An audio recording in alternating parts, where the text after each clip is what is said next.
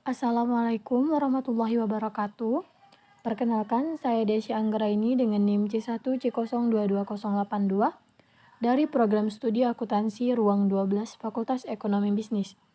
Di video kali ini saya akan mempresentasikan hasil dari makalah saya tentang perhitungan PPN, mata kuliah perpajakan 2 yang diampu oleh Bapak Dr. Wirmi Eka Putra SE, MSI. Baik, langsung saja masuk ke pajak pertambahan nilai masukan. PPN masukan atau VAT-in, PPN income atau faktur pajak masukan adalah digunakan oleh PKP pembeli untuk mencatatkan PPN yang tertanggung dalam pembelian yang dilakukannya. PPN masukan adalah pajak yang dikenakan ketika PKP melakukan pembelian atas barang atau jasa kena pajak. Mari berkenal lebih dekat dengan pajak pertambahan nilai atau PPN. Pengertian PPN dalam pajak masukan adalah pajak pertambahan nilai yang dibayarkan oleh PKP atas perolehan atau pembelian barang dan jasa kena pajak, pemanfaatan BKP tidak berwujud dari luar daerah pabean, yang selanjutnya impor BKP dalam masa pajak tertentu. PPN keluaran. PPN outcome atau PPN keluaran adalah pajak pertambahan nilai yang terdapat pada faktur pajak keluaran yang dibuat oleh PKP saat menyerahan atau menjual barang dan jasa kena PPN atau PPNBM. PPN dalam pajak keluaran adalah pajak pertambahan nilai terutang yang dipungut PKP saat menyerahkan dan menjual barang jasa kena pajak, ekspor barang kena pajak berwujud dan tidak berwujud, ekspor jasa kena pajak. Selanjutnya, PPN masukan dan keluaran. Pajak masukan dan pajak keluaran sendiri berfungsi untuk menghitung seberapa besar PPN yang harus disetor ke kas negara. Jadi, jika pajak keluaran lebih besar daripada pajak masukan, maka akan terjadi PPN terutang karena kurang bayar, sehingga PKP wajib menyetorkan ke negara. Bahkan PPN masukan tersebut justru dapat dikompensasikan atau dikreditkan ke masa pajak berikutnya oleh PKP, jika ternyata nilai pajak masukan lebih besar dari pajak keluaran. PPN masukan dan PPN keluaran sederhananya begini. Yang pertama, PPN masukan adalah yang timbul pada saat membeli barang maupun jasa. Yang kedua, PPN keluaran adalah timbul pada saat menjual barang maupun jasa. Nah, setiap akhir bulan berikutnya, PPN keluaran tersebut akan dikurangi dengan PPN masukan. Jadi, jika PPN keluaran lebih besar daripada PPN masukan, maka selisihnya harus disetor ke negara. Tapi sebaliknya, jika PPN masukan lebih besar dibandingkan PPN keluaran, maka selisihnya bisa digunakan untuk melunasi PPN terutang pada periode berikutnya atau diajukan restitusi PPN. Ya, masuk ke ketentuan perhitungan PPN.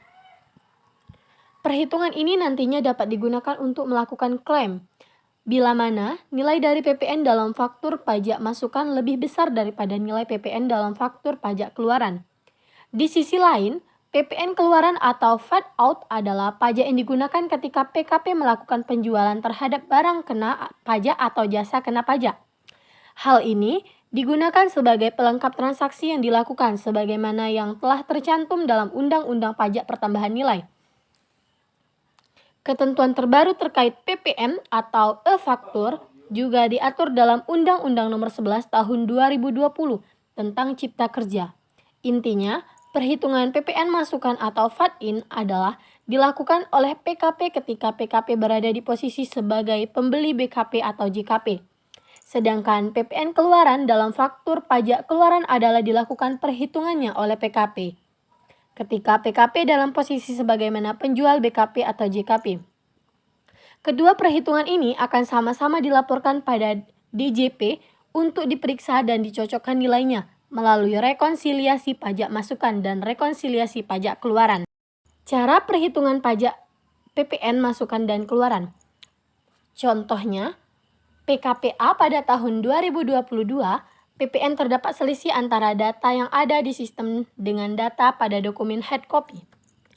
Misalnya, selisih data PPN tersebut yakni 20 juta pada sistem, sedangkan berdasarkan dokumen hard copy sebesar 18 juta. Maka ada selisih 2 juta. Yang pertama mencatat PPN atas pembelian pajak masukan. Pembelian sama dengan XXX. PPN masukan atau fed in sama dengan XXX. Utang dagang sama dengan XXX. Yang kedua, mencatat PPN atas penjualan, pajak keluaran, kas atau piutang. XXX, penjualan XXX, PPN keluaran, fed out, XXX. Dan yang ketiga, penyesuaian perhitungan PPN atau fed in dan fed out. PPN out sama dengan XX, PPN in sama dengan XX. Hitung PPN terutang kurang bayar sama dengan apabila PPN masukan lebih kecil dari pengeluaran karena data pada komputer utang PPN 20 juta, sedangkan yang tercatat pada hard copy 18 juta, maka otomatis yang dilaporkan ke utang pajak adalah 18 juta. Yang terakhir, penyesuaian di sistem. Utang pajak sama dengan 2 juta dan PPN out sama dengan 2 juta. Pengkreditan PPN. Pengkreditan pajak masukan merupakan suatu upaya dari PKP untuk memasukkan kembali PPN yang telah dibayar melalui pajak keluaran yang telah dipungut. Pengkreditan faktur pajak masukan memiliki prinsip-prinsip dasar sebagai berikut. Pajak masukan dalam suatu masa pajak dikreditkan dengan pajak keluaran untuk masa pajak yang sama.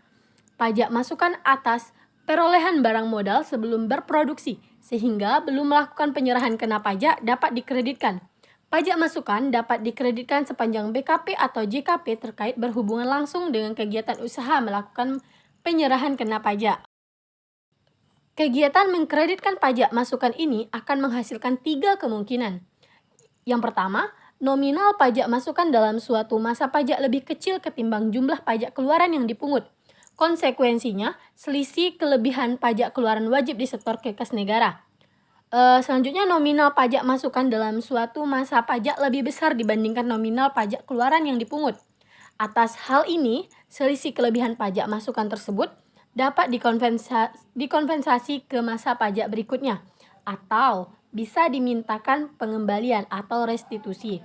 Yang terakhir, nominal pajak masukan dan keluaran sama besar. Selanjutnya, materi terakhir yaitu syarat pengkreditan faktur pajak masukan. Yang pertama tercantum dalam faktur pajak lengkap atau dokumen tertentu yang diperlukan sama dengan faktur pajak. Yang kedua, berhubungan langsung dengan kegiatan usaha. Sementara, pengkreditan pajak masukan tidak dapat diberlakukan bagi jenis pengeluaran sebagai berikut. Pengeluaran atas BKP atau JKP saat pengusaha belum dikukuhkan sebagai PKP. Pengeluaran atas BKP atau JKP yang tidak berhubungan langsung dengan kegiatan usaha. Nah, artinya pengeluaran yang bukan untuk kegiatan produksi, distribusi, pemasaran, dan manajemen tidak bisa dikreditkan. Sekian hasil video presentasi dari makalah saya. Apabila terdapat kesalahan dan kekurangan, saya mohon maaf. Saya akhiri, wassalamualaikum warahmatullahi wabarakatuh.